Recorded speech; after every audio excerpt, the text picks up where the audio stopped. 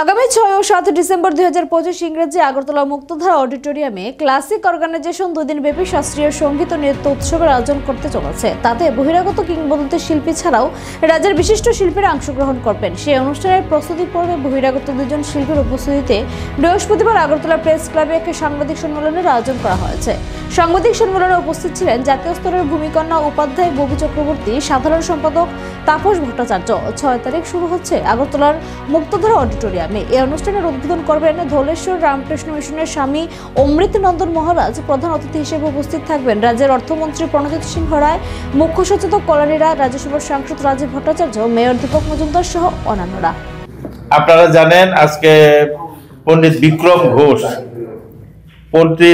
বিক্রম ঘোষ আজকে দিনে বিশ্বের অন্যতম শ্রেষ্ঠ একজন সঙ্গীতজ্ঞ, সঙ্গীত পরিচালক দুটোই।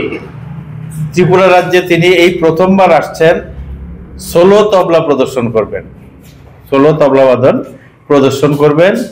উনার সারা পৃথিবীতে বিশাল চাহিদা, ডিমান্ড।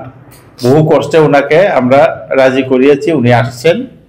ওনার পারফরমেন্স 7 তারিখ। তাছাড়া আছেন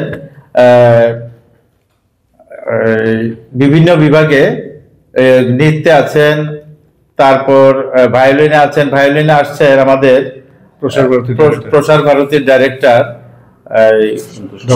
ডক্টর সন্তোষ নাহার, তিনি আসছেন। পণ্ডিত রাজেন্দ্র প্রসন্ন আসছেন বাঁশিতে। উনিও সারা পৃথিবীতে সঙ্গীত পরিবেশন করেন, বাঁশি বাদন পরিবেশন করেন এবং খুব জনপ্রিয় শিল্পী। এই যে বিশাল কর্মযজ্ঞ আমাদের, এই কর্মযজ্ঞ প্রতি বছর হয়। আর এর ক্লাসিকের চিন্তা করা এবং ক্লাসিককে এই জায়গায় আজকে 26 বছর পরে এই জায়গায় নিয়ে আসা, এটার যে মূল